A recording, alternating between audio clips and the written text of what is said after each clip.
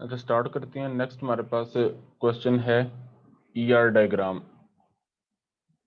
ER diagram होती है entity relationship diagram. इसमें अंदर और भी कुछ क्वेश्चन है, लेकिन वो चैप्टर थोड़ा ज़्यादा है और टाइम थोड़ा कम है, तो इसलिए मैं जो अंदर इंपॉर्टेंट चीज़ें हैं वो आपको करवा रहा हूँ। ईआर डायग्राम हम जब ये चैप्टर शुरू किया था, तो उस टाइम से हम डिस्कस कर रहे हैं कि हमारे पास डेटाबेस को आने से पहले हम एक मॉडल क्रिएट करते हैं, और मॉडल जो वर्ल्ड वाइड एक्सेप्ट होता है वो ईआर डायग्राम है, एंटिटी रिलेशनशिप डायग्राम। इसमें तीन चीज़ें इन्वॉल्व होती हैं, एंटिटी, एट्रीब्यूट और रिलेशनशिप। तीनों के बारे में हम पहले डिस्कस कर चुके हैं।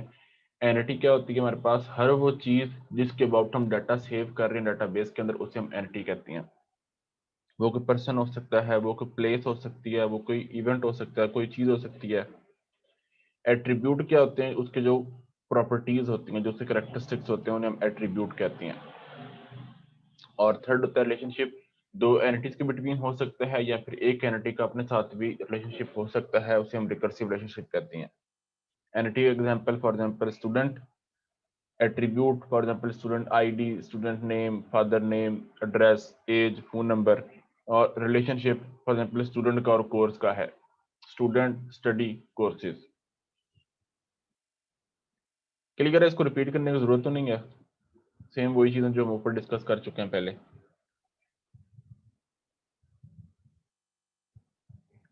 ये आप माइंड में रख लें कि it was developed by Peter चन इन 1976। जो ईआर डायग्राम है वो पीटर चन ने डेवलप की थी 1976 के अंदर। ये एक नई चीज़ है, बाकी ऑलमोस्ट वही चीज़ें हैं जो हम पहले डिस्कस कर चुके हैं ऊपर। इसके एग्जांपल ये भी गिवन है और एक एग्जांपल ये भी गिवन है। हम इन दोनों को स्किप करके जो थर्ड एग्जांपल है जिसके अंदर वो हमें सिनेरियो बता रहा है, इस सिनेरियो को सामने रखकर हम एग्जांपल खुद से ड्रा करते हैं। कहता है draw and explain ER diagram for the system of getting admission in a college. College में एडमिशन लेने के लिए जो तरीक़ेकार है, उस तरीक़ेकार की ईआर डायग्राम डेवलप करें। साथ हमें थोड़ा सा सिनेरियो बता रहा है। कहता है admission process in the college में consist of the following activities. पहली एक्टिविटी हमारे पास है द कॉलेज अनाउंस एडमिशन। अब इसके अंदर कोई एंटिटी हमारे पास मौजूद नहीं है, हमने इनमें से एंटिटीज अलग करनी है। Second,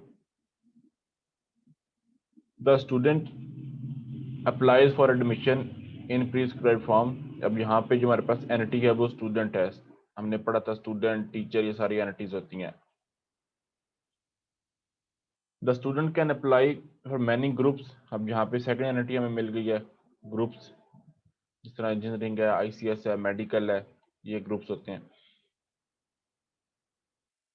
However, as one student can get admission in only one group। Apply भी बहुत सारे ग्रुप्स में कर सकता है, लेकिन उसे एडमिशन किसी एक ग्रुप में मिलेगा। The student can generate admission granted admission according to the admission policy. अब इसमें भी कोई नई हमारे पास एंटिटी मौजूद नहीं है। और लास्ट वाले में बता रहे the student deposit the fees. अब यहाँ पे फीस जो हमारे पास ये एक एंटिटी बन गई।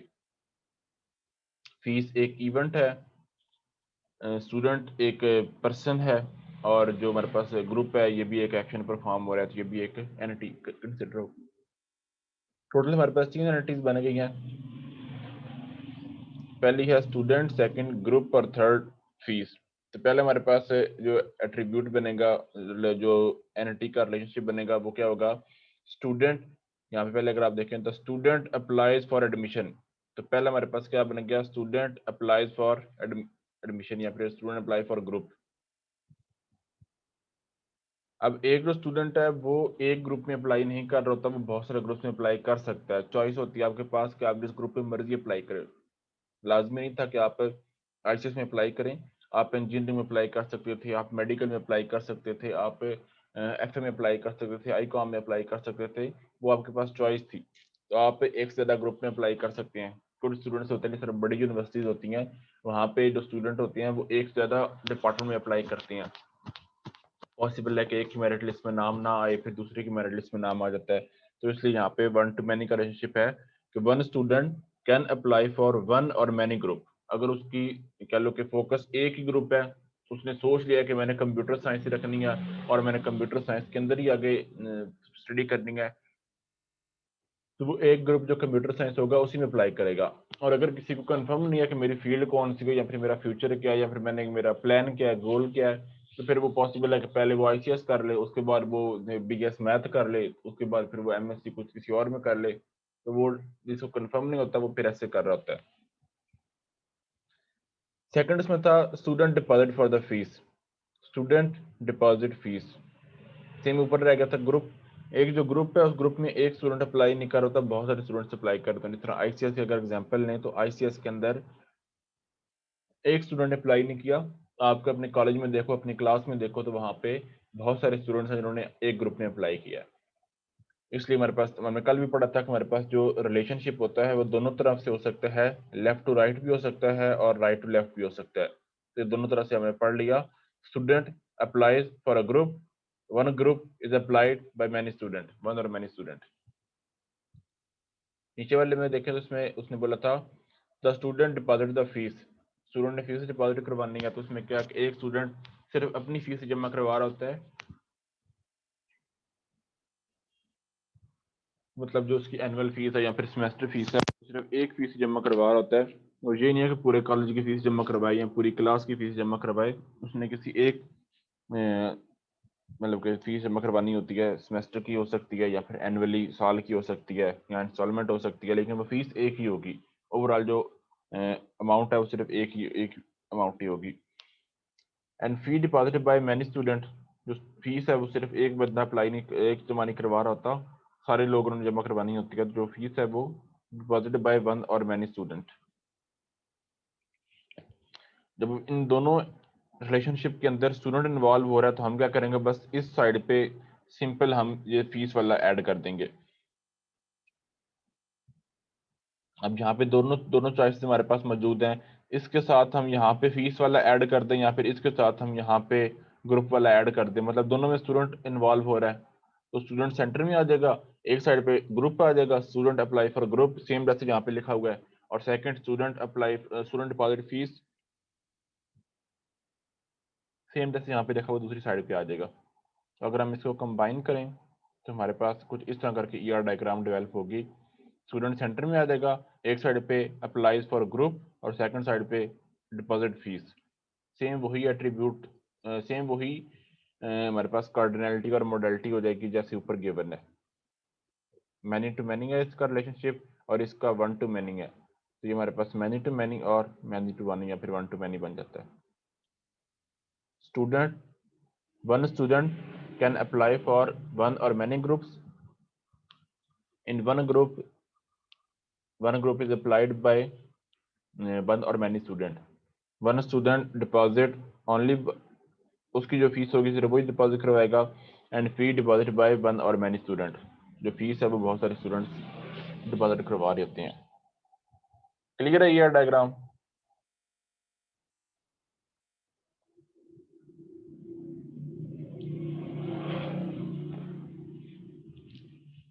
ये डायग्राम क्लियर है?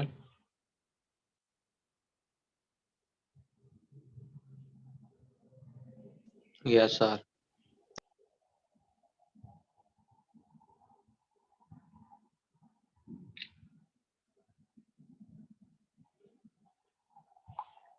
अच्छा, नेक्स्ट हमारे पास क्वेश्चन है, briefly explain database design process with the help of diagram. Database design process को एक्सप्लेन करना है with the help of diagram. Database design process में क्या होता है कि हमने जब डेटाबेस को, ये ऊपर हमने सारी जो वर्किंग परफॉर्म की है, ये हमने डेटाबेस को डिजाइन किया है। तो इस डिजाइन के अंदर सारी जो प्लानिंग है या फिर एनालिसिस है, जो भी हमने स्टेप्स परफॉर्म करने हैं उसके बारे में क्वेश्चन है ये। तो पहले कह रहा है कि डेटाबेस डिजाइन प्रोसेस है क्या, उसको हम एक्सप्लेन करते हैं, फिर उसके आगे जो स्टेजेस हैं उसको देखते हैं। The major active objective of database design is to map the conceptual data model into an implementation model। मतलब जो चीज हमने सिर्फ वो सोचने की हद तक रखी थी, कॉन्सेप्चुअल चीज होती है जो हम सोच रहे होते हैं या फिर जो हमने स्केच ड्रा किया होता है, उसको हमने कन्वर्ट करना है इम्प्लीमेंटेशन मॉडल में। इम्प्लीमेंटेशन मॉडल वो होता है जो एक्चुअल वर्क कर रहा हो रियल लाइफ के अंदर। तो हमने ईआर डायग्राम डेवलप किया है। ईआर डायग्राम में हम डाटा ऐड नहीं कर सकते, ईआर डायग्राम के ऊपर हम क्यूरीज नहीं लगा सकते, ईआर डायग्राम से हम रिजल्ट नहीं देख सकते। तो हमने इस ER डायग्राम को कन्वर्ट करना पड़ेगा RDBMS के अंदर, रिलेशनल डेटाबेस मैनेजमेंट सिस्टम के अंदर, जहाँ पे हम हर एंटिटी का एक टेबल बनाएंगे और टेबल के अंदर डाटा ऐड होगा, प्राइमरी की बनेगी, फॉरेन की बनेगी, दो टेबल का रिलेशनशिप बनेगा। वो होगा इम्प्लीमेंटेशन मॉडल जब हम एक्चुअल डेटाबेस मतलब कि बनाना स्टार्ट कर देंगे। तो मेन हमारे पास डेटाबेस डिजाइन का क्या रीजन होता है कि हमने कंसेप्चुअल मॉडल को कन्वर्ट करना होता है इम्प्लीमेंटेशन मॉडल में। कंसेप्चुअल मॉडल सिर्फ हमारी सोच की हद तक भी हो सकता है कि हमने माइंड में सोचा हुआ कि हमने ये एक टेबल बनाने हैं या फिर हमने ये एक कॉलम बनाने हैं, और वो किसी पेज के ऊपर भी लिखा हो सकता है, वो ER डायग्राम की शक्ल में भी हो सकता है। A particular DBMS must be able to process this model. The performance of DBMS must be acceptable to the user in the organization. The database user require complete and up-to-date information. They also need to access the information quickly and easily. बता रहा है कि जो हमने table draw करना है, database हमने बनानी है, वो डेटाबेस जो यूजर है वो एक्सेप्ट भी कर सकता हो। ये ना हो कि ऐसी डेटाबेस हम बना दे जो यूजर को समझ ही ना आए, और अप टू डेट इन्फॉर्मेशन उसके अंदर होनी चाहिए। अप टू डेट का मतलब क्या है कि लेटेस्ट इन्फॉर्मेशन होनी चाहिए। ये ना हो कि हम कॉलेज की डेटाबेस बनाएं और उसमें हम जो स्टूडेंट्स हम 2017 में जो पढ़ते थे उनका इन्फॉर्मेशन रख दें, तो वो फायदा नहीं होगा। हमें जो अभी स्टूडेंट पढ़ रहे हैं उनकी इन्फॉर्मेशन चाहिए डेटाबेस के अंदर, तो हम लेटेस्ट इन्फॉर्मेशन जो अप टू डेट इन्फॉर्मेशन है वो रखेंगे। और बता रहा है कि जो हमारे पास डेटाबेस डेवलप होगी उससे यूजर डाटा को क्विकली और इजीली एक्सेस कर सके। डिफरेंट फेज है इसकी। पहले फेज होती है प्लानिंग। प्लानिंग के अंदर हम प्लान कर रहे होते हैं स्टार्ट में कि यूजर ने हमें ये चीज रिक्वायरमेंट बताई है, इस रिक्वायरमेंट के अंदर हमने इस तरह काम करना स्टार्ट करना है। The planning start when the customer request to develop the system. It consist of various activities. These activities are used to identify the resource need to develop the system. It also identify the time limits for the completion of the system. हम देखते हैं कि हमें जो user ने requirement दी है वो requirement के मुताबिक यूज़र कितना टाइम कह रहा है, कितने टाइम में हमें बना के दें, क्या उतने टाइम में सिस्टम डेवलप करना पॉसिबल है भी या नहीं है।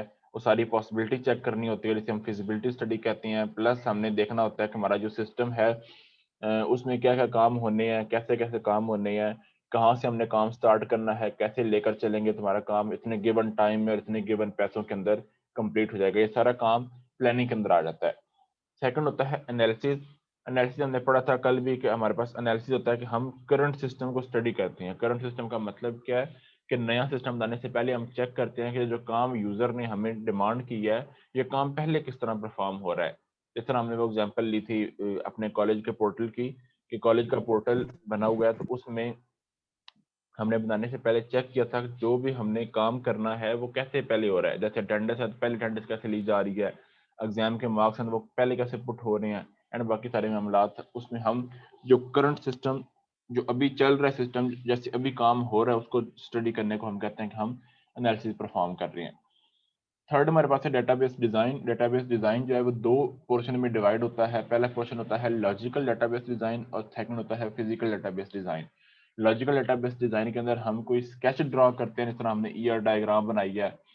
लॉजिकल में क्या होता है कि हमने बस जो यूजर ने हमें डिमांड दी है उस डिमांड के मुताबिक हमने कोई स्केच ड्रॉ कर लेते हैं, कहीं किसी पेज के ऊपर लिख लेते हैं कि हाँ जी ये टेबल बनने हैं, ये कॉलम होंगे, और उसका जो वर्ल्ड वाइड एक्सेप्टेंस है वो ER डायग्राम बेस्ट वे है कि हम ER डायग्राम बनाएं और ER डायग्राम के अंदर हम सारी वो इन्फॉर्मेशन ऐड कर दें जो यूजर ने हमें डिमांड की है।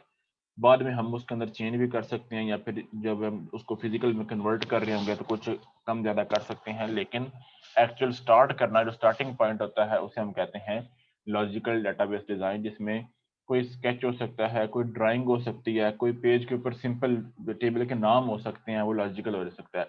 या फिर सिंपल हमारे माइंड में हो सकता है कि हाँ जी हमने ये टेबल बनाने हैं। फॉर एग्जाम्पल कॉलेज की डेटाबेस बना रहे हैं और उसके अंदर हमारे माइंड में आया कि हाँ जी एक टेबल स्टूडेंट का होगा, एक टेबल टीचर का होगा, एक टेबल बुक का होगा, एक अकाउंट्स का टेबल होगा, एक एग्जाम का टेबल होगा। तो ये सारी चीजें हमारे अगर माइंड में चल रही हैं तो ये भी लॉजिकली कंसिडर होगा। जिसका फिजिकल डेटाबेस से कोई ताल्लुक नहीं है वो लॉजिकली है। फिजिकल डेटाबेस क्या है कि जब हम लॉजिकल डेटाबेस जो हमारे पास कंसेप्चुअल चीज है उसको हम कन्वर्ट करते हैं इम्प्लीमेंटेशन के अंदर, उसे हम कहते हैं फिजिकल।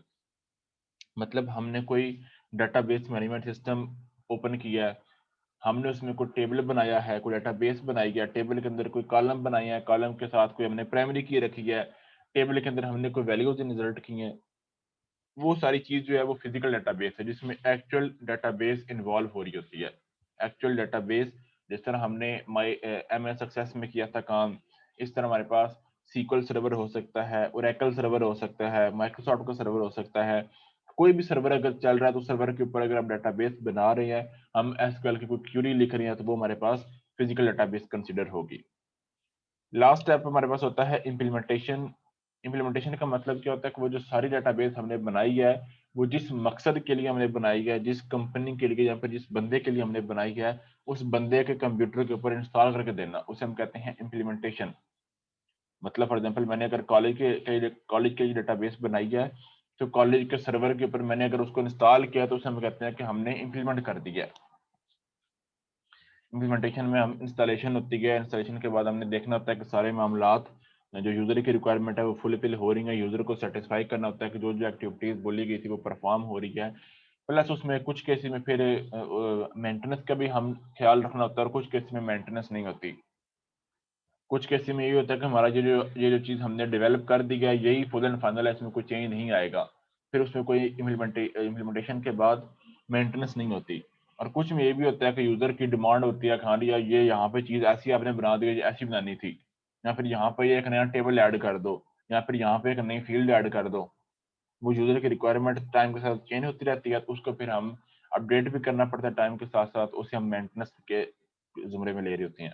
लेकिन कुछ केसेस में, मोस्टली केसेस में, ये जो 4 स्टेप होता है, ये लास्ट स्टेप होता है। डायग्राम का उसने बोला था, डायग्राम से अगर देखें तो पहला स्टेप है प्लानिंग। सबसे पहले हम प्लान करते हैं, कोई भी काम अगर हमने करना है रियल लाइफ के अंदर तो हम पहले प्लान करते हैं।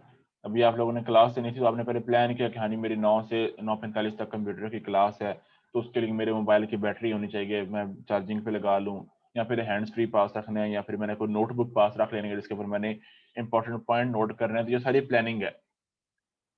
सबसे पहला स्टेप प्लानिंग होती है। सेकंड एनालिसिस, चेक करना कि जो करंट सिस्टम है वो कैसे काम कर रहा है। हमने डेटाबेस बनानी है, तो जो लोग हैं जिस कंपनी के लिए, जिस इदारे के लिए हम डेटाबेस बना रहे हैं, उसके लोग पहले काम कैसे कर रहे हैं, वो एनालिसिस के अंदर आ जाता है। फिर डिजाइनिंग में दो आ जाते हैं, लॉजिकल डिजाइन जो हमारे माइंड में हो सकता है, जो किसी एक पेज के ऊपर हो सकता है, जो ईआर डायग्राम की शक्ल में हो सकता है, वो लॉजिकल डिजाइन होगा।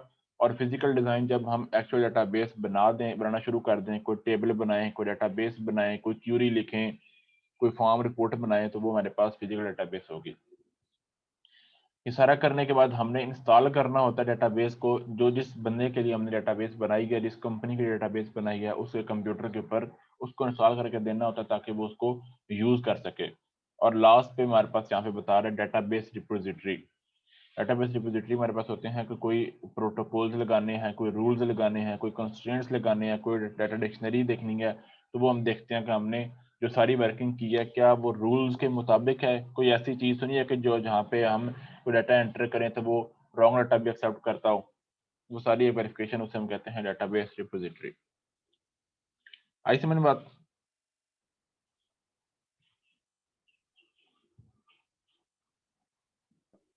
जी सर। कोई इसमें पॉइंट अगर समझ नहीं आए तो पूछ लें।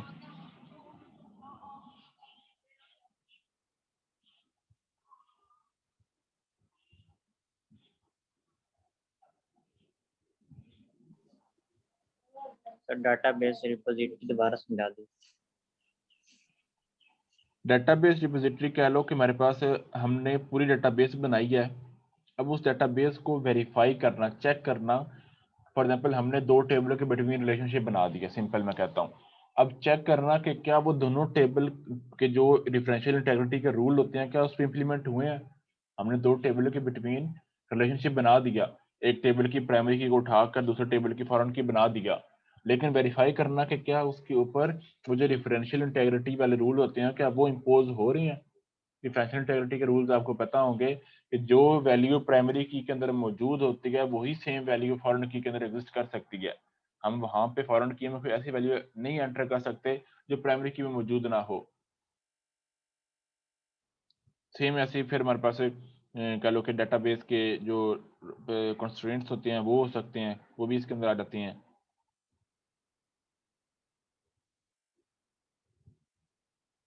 आई समझ? Yes sir. अच्छा, नेक्स्ट ये वही बता रहा है components of logical model. Components of logical model के अंदर हमारे पास 4 चीज़ें आ जाती हैं। जब भी हम लॉजिकल मॉडल बनाते हैं तो उसके अंदर हम 4 चीज़ें के ऊपर फोकस करते हैं। पहली चीज़ है रिप्रेजेंट एंटिटीज, सेकंड है रिप्रेजेंट रिलेशनशिप, थर्ड है merge the relationship and fourth है नॉर्मलाइज द रिलेशनशिप। पहला पॉइंट है रिप्रेजेंट एंटिटीज। जब भी हम कोई मॉडल बनाना शुरू करते हैं तो हम उसकी एंटिटीज बनाते हैं। जब भी हम मतलब कि नॉर्मल अगर ईआर डायग्राम की बात करें तो उसके अंदर हम एंटिटीज बना रहे होते हैं। जो एंटिटीज होती हैं जब हम उसको कन्वर्ट कर रहे होते हैं रिलेशनल मॉडल के अंदर या फिर आरडीबीएमएस के अंदर, तो हम हर एंटिटी का एक टेबल ड्रा करते हैं। जिस तरह यहाँ पे एम्प्लॉय नाम की एंटिटी है, इसके 4 एट्रीब्यूट्स हैं, तो हमने इसको कन्वर्ट करना है टेबल के अंदर। जो एंटिटी का नाम होगा वो टेबल का नाम बन जाता है, और जो इसके एट्रीब्यूट्स होते हैं वो टेबल के कॉलम बन जाते हैं। यहाँ पे 4 कॉलम बन गए, एम्प्लॉय आईडी, नेम, एड्रेस और डेट ऑफ बर्थ। जो हमारे पास 4 कॉलम ऊपर मौजूद थे, 4 एट्रीब्यूट थे, उनके 4 कॉलम बन गए। और जो एंटिटी का नाम था वो हमारे पास बन गया टेबल का नाम। एंटिटी का नाम था एम्प्लॉय और यहाँ पे टेबल का नाम बन गया एम्प्लॉय।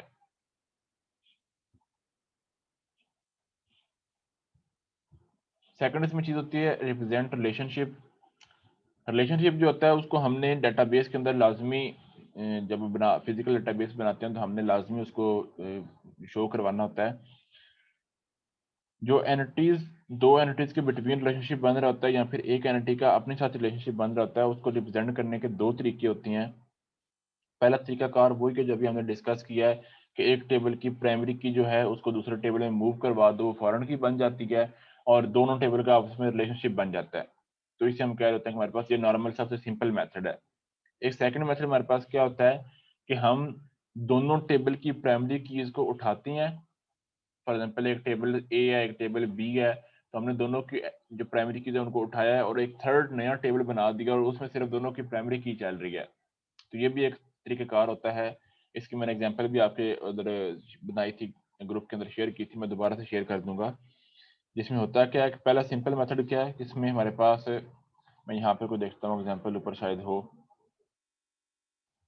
जिसमें एक टेबल की प्राइमरी की दूसरे टेबल के अंदर आ जाती है, उसे हम प्राइमरी की फॉरेन की, वो सेकंड चैप्टर में हमने शायद कीज वाला टॉपिक में पढ़ा था।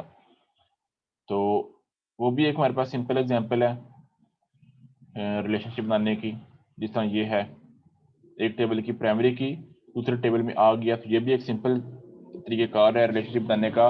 और एक सेकंड तरीक़ेकार क्या होता है कि हमारे पास सिनेरियो ऐसा है कि हमारे पास दोनों टेबल की प्राइमरी की एक दूसरे साइड पे मूव नहीं कर सकती, फिर हम करते क्या है कि हम एक थर्ड टेबल बनाते हैं और उसके अंदर इस टेबल की प्राइमरी की भी आ जाती है और सेकंड टेबल की प्राइमरी की भी आ जाती है, और वो एक थर्ड टेबल के अंदर सिर्फ दोनों प्राइमरी की एग्जिस्ट कर रही होती हैं। वो भी एक टेबल को रिप्रेजेंट करने का तरीक़ाकार होता है। तो दोनों हमारे पास मेथड मौजूद हैं, सिनेरियो के मुताबिक हम दोनों में से कोई भी यूज कर सकते हैं। थर्ड हमारे पास आ जाती है, पहला था रिप्रेजेंट एंटिटी, सेकंड था रिप्रेजेंट रिलेशनशिप, थर्ड था मर्ज रिलेशन। रिलेशन हमारे पास हम टर्म यूज करते हैं टेबल के लिए, टेबल का दूसरा नाम है रिलेशन। तो अक्सर इस तरह होता है कि हमारे पास 2 टेबल हम बनाते हैं, जो दोनों टेबल के अंदर जो डाटा होता है वो सेम ही होता है। फॉर एग्जाम्पल मैंने एक टेबल बना दिया स्टूडेंट नाम का और एक टेबल मैंने बना दिया स्टूडेंट्स नाम का, मतलब एक स्टूडेंट है और एक स्टूडेंट्स है। अब दोनों टेबल के अंदर इंफॉर्मेशन सेम ही होगी। जो स्टूडेंट है उसका नाम होगा, एड्रेस होगा, एज होगी, सारी चीजें सेम होगी। पॉसिबल है कि हम 2 3 4 लोग मिलकर डेटाबेस के ऊपर काम कर रहे हैं, तो दोनों 2 3 लोगों ने सेम टेबल बार बार बना दी है। एक ने भी बना दिया टेबल, दूसरे ने भी बना दिया टेबल, तीसरे ने भी टेबल बना दिया, तीनों का पर्पस सेम था, बस उन्होंने एट्रीब्यूट अलग अलग रख दिए, या फिर पॉसिबल है कि एट्रीब्यूट भी सेम ही रखे हो। तो हम मर्ज द रिलेशन में क्या करते हैं कि हम उन टेबल्स को निगलेक्ट करते हैं जो रिपीट हो रही होती हैं, उनको मर्ज कर देते हैं आपस में। जिस तरह यहाँ पे भी बता रहा है कि एक डेटाबेस बनाई गई एम्प्लॉय नाम की और उसमें दो टेबल बना दी हैं, एक का नाम है EMP1 और एक का नाम है EMP2। जो EMP1 है इसके अंदर 4 एट्रीब्यूट्स हैं, एम्प्लॉय आईडी, नेम, एड्रेस और फोन। और जो EMP2 है उसमें 5 एट्रीब्यूट्स हैं, employee ID, employee name, address, designation and date of birth. तो हम इसको मिलाकर एक कॉमन टेबल बना देंगे, जिस तरह यहाँ पे उसने बनाया हुआ है EMP के नाम से। दोनों टेबल को कंबाइन किया, मर्ज किया और हमारे पास एक नया टेबल बन गया EMP नाम का। इसमें प्राइमरी की एक आ गई, एम्प्लॉय आईडी। अब नेम और एम्प्लॉय नेम दोनों सेम एट्रीब्यूट्स हैं, दोनों में सेम इन्फॉर्मेशन आनी है, तो हम इनमें से किसी एक को यहाँ पे रख लेंगे। तो हमने नेम नाम का जो एट्रीब्यूट है उसको यहाँ पे रख लिया, एम्प्लॉय नेम इग्नोर हो गया। सेम आगे हमारे पास एड्रेस है और ADDR, दो एट्रीब्यूट्स हैं, दोनों में सेम चीज सेम होनी है, तो इनमें से भी हम किसी एक को नीचे नए टेबल में रख लेंगे। तो हमने एड्रेस को रख लिया। फोन नीचे रिपीट नहीं हो रहा, तो फोन डायरेक्ट आ जाएगा। डेजिग्नेशन रिपीट नहीं हो रही, डेजिग्नेशन भी ऐसी आ जाएगी। डेट ऑफ बर्थ रिपीट नहीं हो रही, डेट ऑफ बर्थ भी ऐसी आ जाएगी। तो जो हमारे पास रिजल्टेंट टेबल बना, मर्ज करने के बाद वो एक सिंगल टेबल बन गया और उसमें 5 एट्रीब्यूट्स आ गए, employee ID, name, address, phone number, date of birth and designation, 6 attributes. Last हमारे पास स्टेप होता है नॉर्मलाइज करना। नॉर्मलाइज का मतलब क्या होता है कि जो हमने जितने भी एहतियात के साथ काम किया हो, पॉसिबल है कि हमारे टेबल के अंदर कहीं ना कहीं अनॉमलीज रह ही जाती हों। हम डाटा इंसर्ट करते वक्त कोई अनॉमली हमें फेस करनी पड़ रही है, कोई एरर फेस करना पड़ रहा है, डिलीट करते वक्त हमें कोई एरर फेस करना पड़ रहा है। तो उन एरर से बचने के लिए या फिर उन एरर्स को रिमूव करने के लिए हम अपने टेबल्स को नॉर्मलाइज करते हैं, डाटाबेस को नॉर्मलाइज करते हैं। नॉर्मलाइजेशन में 3 हमारे पास स्टेजेस होती हैं, first normal form, second normal form, third normal form. इसके अलावा भी होती हैं, BCNF होती है, फोर्थ नॉर्मल फॉर्म होती है, फिफ्थ नॉर्मल फॉर्म होती है, लेकिन हमारा जो कोर्स है इसके अंदर सिर्फ 3 नॉर्मल फॉर्म दिए हैं, फर्स्ट, सेकंड, थर्ड। फर्स्ट के अंदर हम फंक्शनल डिपेंडेंसी को चेक करते हैं, सेकंड में हम पार्शियल को रिमूव करते हैं और थर्ड में हम ट्रांजिटिव डिपेंडेंसी को रिमूव करते हैं। उससे होता है कि हमारा जो टेबल होता है वो रिफाइन हो जाता है, एक्यूरेसी उसमें आ जाती है, उसमें डुप्लीकेशन के चांस खत्म हो जाते हैं, उसमें एरर्स के चांस खत्म हो जाते हैं। क्लियर है?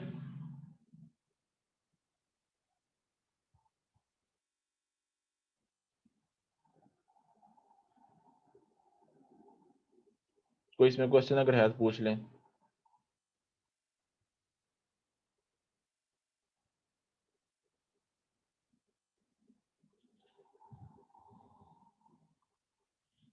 कोई क्वेश्चन है तो पूछ लें। No sir. अच्छा, नेक्स्ट एक क्वेश्चन देख लेते हैं। What is physical database design? जो फिजिकल डेटाबेस डिजाइन होता है, इसमें हम एक्चुअल डेटाबेस बनाना शुरू करते हैं। मतलब कि कोई टेबल बना रहे हैं, कोई डेटाबेस बना रहे हैं, कोई कॉलम बना रहे हैं, कोई प्राइमरी की बना रहे हैं, कोई फॉरेन की बना रहे हैं, मतलब कोई DBM ऐसा है उसके अंदर हम वर्किंग परफॉर्म कर रहे हैं। तो फिजिकल डेटाबेस के अंदर भी हमारे पास है, उसको उसने बताया हुआ है कि उसको हम कैसे करते हैं। फिजिकल डेटाबेस के अंदर जो मेजर इनपुट्स हैं, सबसे पहले वो बता रहा है लॉजिकल डेटाबेस स्ट्रक्चर और यूजर प्रोसेसिंग रिक्वायरमेंट और करेक्टरिस्टिक्स ऑफ DBMS। ये 3 चीजें हम देख रही होती हैं। फिजिकल डेटाबेस क्या है पहले उसको देख लेते हैं। Physical database is the last stage of database design process. The major objective of physical database design is to implement the database as a set of records, file, indexes and other data structure। मतलब physical database में क्या है कि हम कोई file बना रहे हैं, उसमें कोई हम टेबल बना रहे हैं, कोई हम उसमें रिकॉर्ड्स ऐड कर रहे हैं, कोई इंडेक्सेस लगा रहे हैं, तो ये सारे काम हम फिजिकल डेटाबेस में कर रहे होते हैं। सबसे पहले हमारे पास क्या है कि logical database structure. Logical database structure का मतलब क्या है कि हमने एक डेटाबेस डेवलप कर दी है, पूरी डेटाबेस फिजिकल डेटाबेस बन गई है, उसके ऊपर हम कोई एक स्ट्रेटजी अप्लाई करें जिससे हमारा डेटाबेस जो है वो ज़्यादा अच्छे तरीके से रिफाइन होकर सामने आ जाए और उसमें एरर्स के चांस कम से कम हो जाएं। और वो हमने अभी पढ़ा है कि हम उसके लिए नॉर्मलाइजेशन यूज़ करते हैं, हम अपने टेबल्स को नॉर्मलाइज करते हैं जिससे हमारा टेबल रिफाइन हो जाता है और उसमें एरर्स के चांस कम से कम हो जाते हैं। सेकंड है user processing requirement. User processing requirement में क्या होता है कि हमने चेक करना होता है कि जो यूजर है, डेटाबेस हमने बना दी, बनाने के बाद हमने चेक करना है कि यूजर इसको किस तरह यूज करेगा, डाटा का कितना साइज हो सकता है। यूजर ऐसे ना हो कि हम यूजर को बस इंस्टॉल करके दे दें यूज़र उसको 1 मंथ यूज़ करे और 1 मंथ के बाद वो उससे डिलीट हो जाए या फिर वो उससे करप्ट हो जाए या फिर कोई मसला भी बने कि डेटाबेस काम करना बंद कर दे। तो उसका फिर बेस्ट सॉल्यूशन हमारे पास क्या होता है कि हम डेटाबेस का बैकअप बनाते जाएँ साथ-साथ। तो स्केड्यूल बैकअप रख दें, वो 1 वीक बाद हो, 1 मंथ बाद हो, वो बैकअप बनता रहे ताकि अगर किसी पॉइंट पे जाके यूज़र को मसला पेश आ जाए, तो हम उस डाटा का बैकअप जो है उसको हम रिस्टोर कर सकें, ताकि यूज़र का डाटा लॉस ना हो, जो उसको प्रॉब्लम आ रही है वो हम उसको टैकल करके दे दें, ठीक करके दे दें। और थर्ड हमारे पास होता है कैरेक्टरिस्टिक्स ऑफ डीबीएमएस, मतलब कि जो यूज़र है उसको समझाना कि हमारे पास डेटाबेस एक्चुअल में काम करेगा कैसे। जो यूज़र है उसकी रिक्वायरमेंट को हमने फुलफिल कर दिया, लेकिन उसे एक बार समझाना भी है कि काम होगा कैसे। उसमें हमारे पास देखना होता है कि हमने जो डेटाबेस है उसके सारे जो कैरेक्टरिस्टिक्स हैं वो यूज़र को समझाएँ ताकि यूज़र काम अच्छे तरीके से कर सके।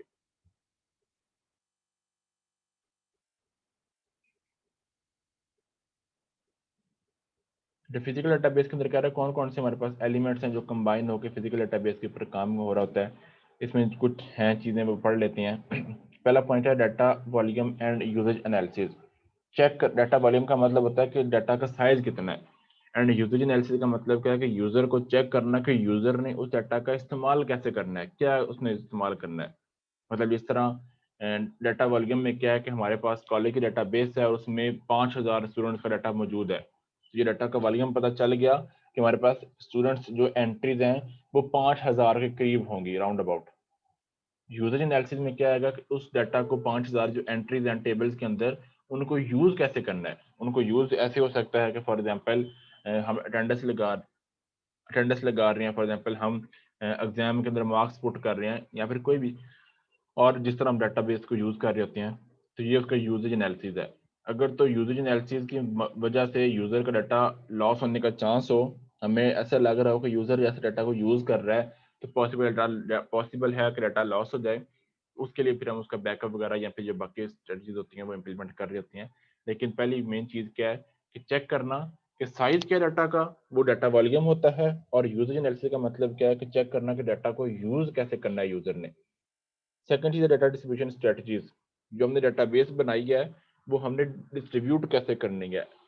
जिस कंपनी के लिए, जिस बंदे के लिए, जिस इदारे के लिए हमने डेटाबेस बनाई है, अब वो 4 तरह से हमसे कह लो कि इम्पोज़ करवा सकता है, इंस्टॉल करवा सकता है। पहला हमारे पास मेथड होता है सेंट्रलाइज़्ड।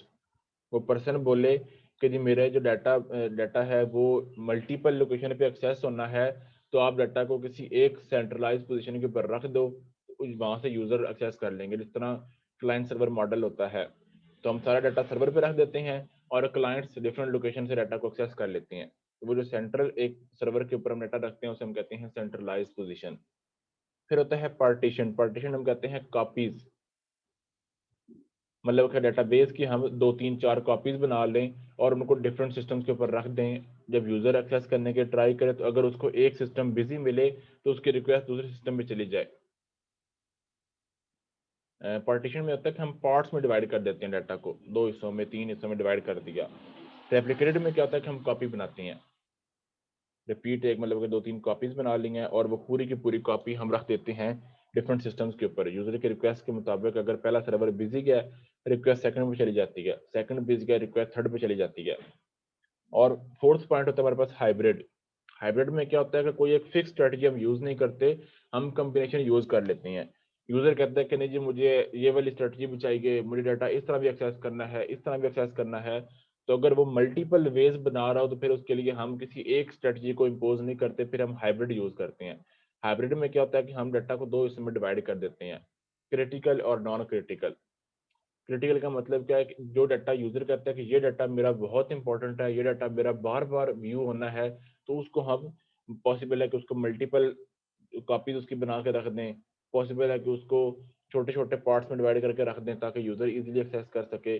और एक डाटा होगा नॉन क्रिटिकल, जो कि इंपॉर्टेंट नहीं होगा। उसको पॉसिबल है कि हम किसी एक जगह पे रख दें क्योंकि उसकी रिक्वेस्ट बहुत कम आ रही होगी।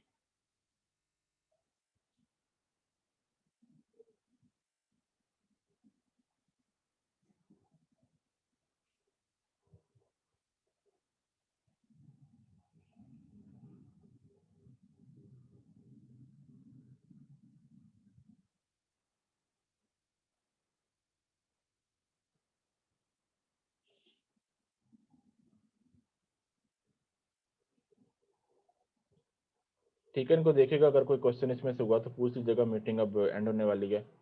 कोई अगर इसमें से पॉइंट आपकी समझ में ना आया तो मुझे मैसेज करके पूछ लीजिएगा, मैं आपको गाइड कर दूंगा। अब सारे पॉइंट्स यहाँ पे एक्सप्लेन नहीं हो सकते एक लेक्चर के अंदर, तो इसलिए कोई अगर क्वेश्चन रह गया आपके माइंड में कोई हुआ क्वेश्चन पढ़ने के बाद तो मुझसे पूछ लीजिएगा, मैसेज करके मैं आपको बता दूंगा। ठीक जी है। ठीक।